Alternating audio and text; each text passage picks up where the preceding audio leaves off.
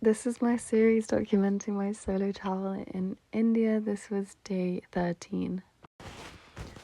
Right now I'm staying in a rural Indian home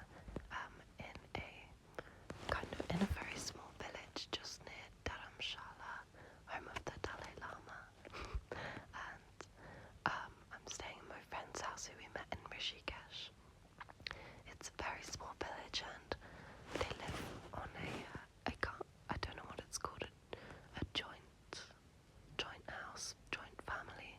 So all of his family, his cousins, aunts and uncles live on this same plot of land. They have cows which they milk and make paneer with, and they have fields and grow vegetables, and all of his family was very excited because seeing me was their first time seeing a foreigner. He has two little cousins who are 9 and 10, and they were so excited, and they were the only ones who could speak English, other than my friend obviously, and my Canadian friend who came with me, but he's from Delhi originally, so they weren't so excited to see him. But yeah, such a unique experience, so amazing. And I got to try the paneer, and his mother cooked us a meal. And this morning we're going to go and see the cows. This is the bracelet that the girls gave me. They said they wanted to give it to me out from their pocket money.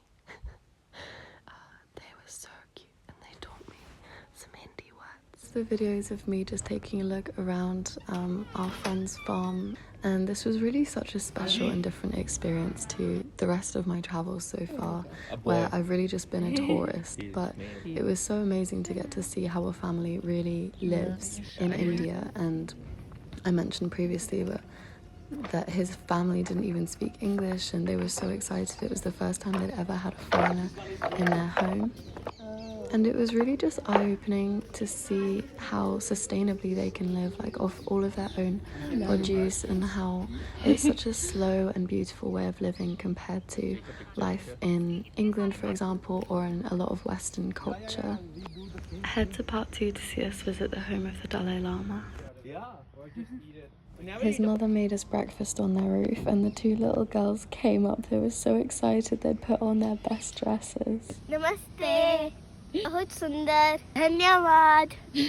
Driving to leave his farm was also so interesting, just to see images like this. Really how local Indian people are just living, with their washing and the goats just there. And then we drove up into the more touristy area of Dharamshala again, and we headed out to see the home of the Dalai Lama. I had such a nice moment because I told my parents about this trip, and I didn't even realise, but my mum really loves the Dalai Lama and reads his website practically every day to gain some wisdom or something from him. So it felt really special that I was there for my mum and I could show her all of these photos and videos. And I also learnt how funny the Dalai Lama is as well, like it's not so serious all the time. So then we tried some momos. I think these were the second momos that I tried. And I bought myself some little souvenirs because I was having such a good time. I bought that silver bracelet to potentially give to my mum, but we're going to see because it became quite special to me. I'm either going to give her the shawl or the bracelet. And as we drove on, we stopped, and there were just crazy amounts of these monkeys. Like, I've never seen so many monkeys in my life, and it was a little bit scary. Next, our friends took us to this world-famous cricket stadium, which was very special to him. And then he took us to this cafe to try one of the best things I've tasted. It was called, basically carrot pudding, and it reminded me of kind of like apple crumble or something, but with carrot. It was super sweet, but just so delicious. Then his really lovely friend called Lovenesh came to join us, who we met yesterday, and he brought us to his favourite temple. So it's a Tibetan Buddhist monastery again, and this was one of the most special places I've been to, I think. You can also lay down. Yeah, I'll try it. So unique. When it's summer, you could climb underneath it, and there was a whole shrine in there.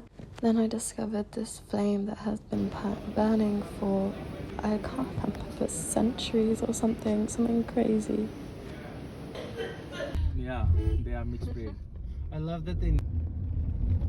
Next stop on our busy day was driving back up a little higher into the Himalayas, and we went for dinner where we tried some really delicious food from Himachal Pradesh, and this pudding was so good. It was kind of like rice, I think, with ice cream, and it was such a fancy restaurant. This was like the nicest bathroom I'd seen in a while, making use of my pink headband and my shawl.